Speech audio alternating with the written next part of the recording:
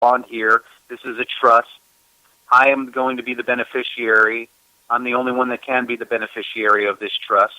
You, judge, I'm going to name you the trustee, and I'm going to have you liquidate the trust, or any fines that are due to the trust can go right to me as the beneficiary. So this is about being able to just take control. If people understand this whole thing when they go into traffic order or something, even if you get busted for, I don't know, growing and selling marijuana or something like that, and you get pulled in, that's a felony. Or even if you have a gun, there's a felony, but you're not being pulled in there to represent yourself. You're representing that birth certificate. So you can do the same thing at any level of those. You know how we said there's four different levels of value to your crime or claim that's being made against you. You got summary, misdemeanor, felony, and capital. So you can really handle it that way in any of those levels. Although capital crime, let me ask your opinion.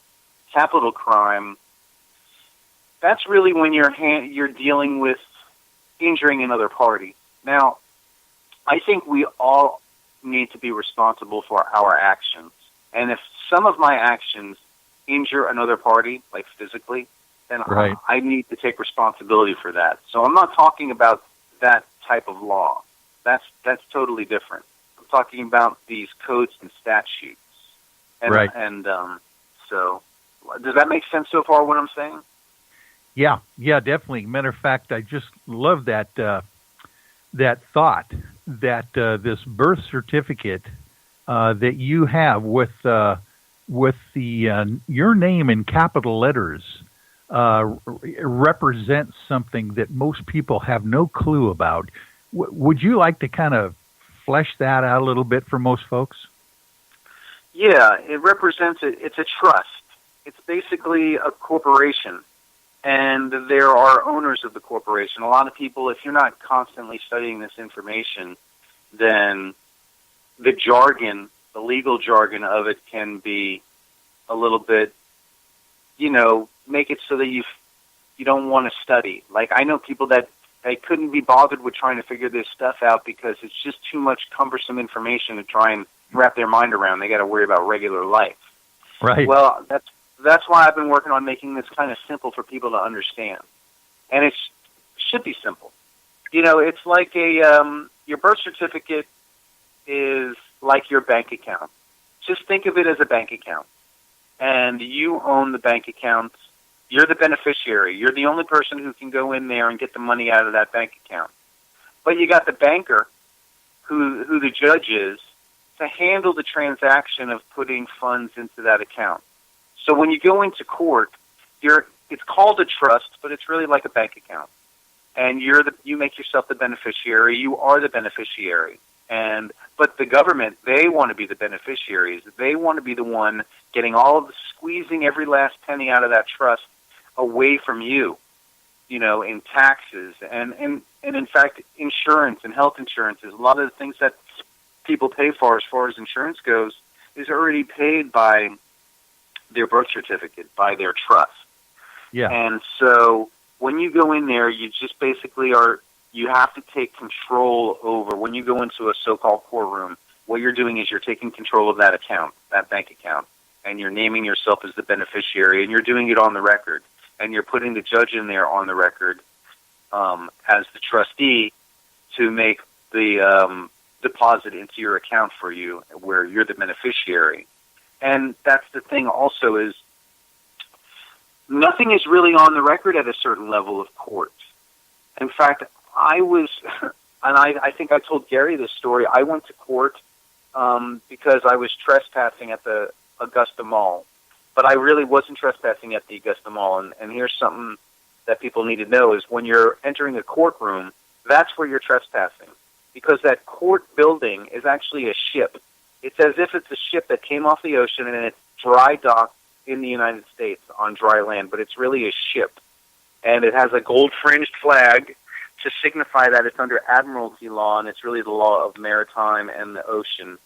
So when I leave the state, like I was in Augusta, Georgia, I left Georgia, stepped into the Augusta County Courthouse, and stepped into a foreign vessel, and that's why I got charged with trespassing. So when you go in there, you're trespassing. They don't even have it on the record, and you can pretty much everything that goes on in the court is hearsay. So after I left the court after 2 appearances because I made the judge flee the courtroom the first time because I opened up a superior court and made wishes in court, and she immediately shut me down and ordered me to have a psych eval, which never happened. So in the end, made me have to take a public defender. Yeah, it was funny, and I knew that was going to happen, and I've seen it happen in other videos. But when you go in there, you're trespassing, and there's nothing on the record. So after I left court, and they tried to give me probation, I called the probation office up and I told them, hey, listen, nothing was on the record in there, and I'm telling you that the judge told me I have no probation. So send me a letter saying I have no probation, everything's been satisfied because you can't prove otherwise. And I got my letter in the mail because nothing in there was on the record. I don't even think they were recording it, like audio recording. So people very interesting. have to realize we don't have to go into courtrooms. So one of the things about freedom is how the solution to end poverty is to get our value back and to have our living soul status given back to us. And on your at the end of the show, I want to give out my email address because I want people to email me. And since I did the interview on Gary's show on the Night Dreams Talk Radio, again, when Gary interviewed me, we did like 2 hours. I gave out my email address because people are emailing me for 3 different things. They're emailing me for the Path to Freedom document, which is a list of the steps you take to remove yourself legally from the jurisdiction by filling out certain legal paperwork, to remove yourself from taxation, Social Security, driver's license, citizenship, and you can make yourself a U.S. national with your passport and become a national instead of a citizen. So I'm giving everybody that paperwork. I have the document, and I recommend that they look through it. It's a daunting task. This isn't where overnight everybody's going to become free living souls. You have to really understand this information and take responsibility for it. If you're not willing to be responsible, you have to be willing to be responsible for this information, because you can't call me up when you go into court and go, hey man, will you come and represent me in court? It's not going to work that way. Everyone needs to learn how to represent themselves. When we came over here into the United States from England, we came over here as a people who took over understanding the law. And eventually, the United States of America Corporation got formulated anyway, and so they started the whole system again that was, going on over in Europe. So another thing I wanted to ask you about is, and this is more towards the freedom and ending poverty, is as a lawyer, are you trained in offer, acceptance, conditional acceptance, honor, and dishonor? Definitely honor. Definitely offer and acceptance. Dishonor and honor. Now you'll have to get me up to speed on that, and maybe you can help the listeners do it as well. Yeah. Okay. So, towards the solution. This is all about the solution. When you go into a courtroom, they always introduce the judge as the Honorable Judge such and such. And you know as well as I do as a lawyer that a court is there to answer a question. There's a question there's a question that needs to be answered. That's why you go into the courtroom. And the judge is honorable because they accept or conditionally accept offers, because it's also contract disputes. So under maritime admiralty law, if you go into what's called dishonor by not accepting or conditionally accepting an offer, then you're in dishonor, and that's an arrestable offense. So what we have here is a situation where you can maintain your freedom by being able to understand conditional acceptance. So when let's say, for instance, a cop pulls you over, or let's say you get pulled over and you're arrested because you won't give them your ID. And this is what happened to me. I got arrested. I dishonored their offer to identify myself by invoking my Fifth Amendment right to remain silent. So they arrested me. When I got to the holding facility, the Charles B. Webster Detention Center in Richmond County, Georgia, they kept making me an offer. They kept coming in and opening up my cell door for 5 days. and I kept dishonoring their offer. They kept offering me, "Are you ready to have your picture and fingerprints taken?" And I kept saying, "No, you can't take my picture and fingerprints." So they kept shutting the door in my face and walking away, and they wouldn't let me talk to a lawyer. They wouldn't let me talk to my wife. They wouldn't let me have medical treatment. They wouldn't give me clothes to sleep on. They kept me in a cement cell. I had no place to lay down and sleep. I didn't sleep or eat for 5 days while that went on. So 5 days into this, where I'm not eating, sleeping, and not letting them take my picture and fingerprints to use them against me, the captain finally came in of the Charles B. Webster Detention Center, William H. Reeves. He came and appeared before me in my cell in this cement box, and he said, "Hey, why are you giving me such a hard time? You're not letting my guys take your picture and fingerprints." So I said, "I'll tell you what, you can take my picture and fingerprints for $2,500. That's my conditional acceptance. You got to pay me right now in cash. And if you don't pay me right now in cash, it's another $2,500 per minute until I am paid." So this was more than a year ago.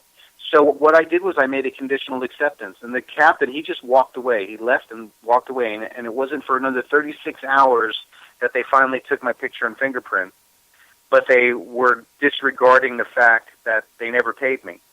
So I sued them for over $1 billion because it's been accruing at $2,500 a minute since September of 2016, since that happened. So the lesson here for the listener is that you have a choice.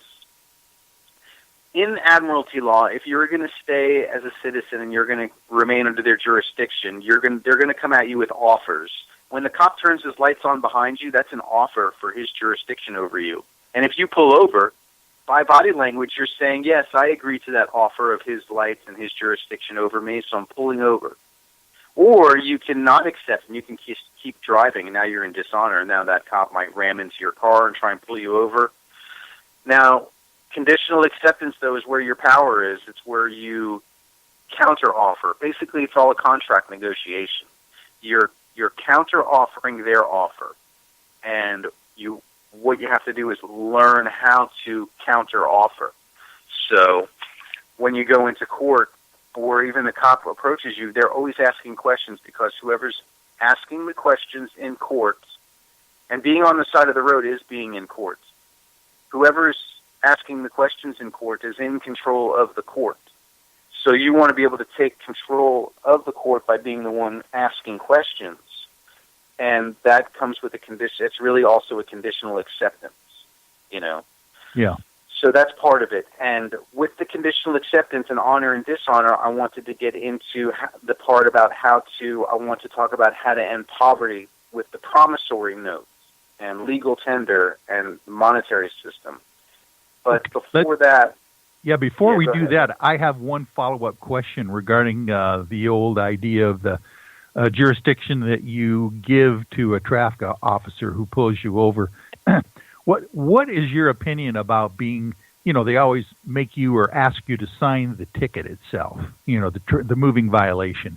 What is your opinion of being able to sign that, but with the note of being under duress, your signature, and citing the specific uniform for commercial code that would apply to your signing under duress? Have you ever heard of that, and how does that work for you?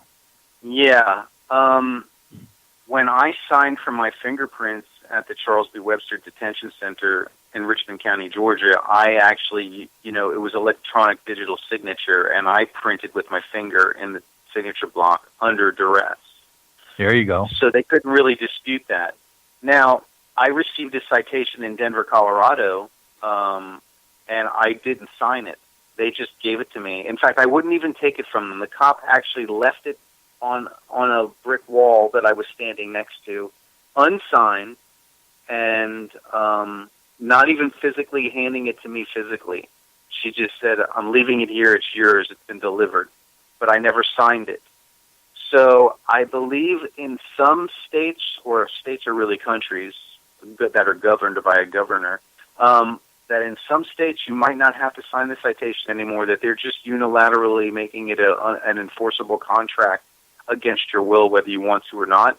And then if you don't appear in their court, they suspend your license and issue a warrant for your arrest. It seems like it's becoming more and more oppressive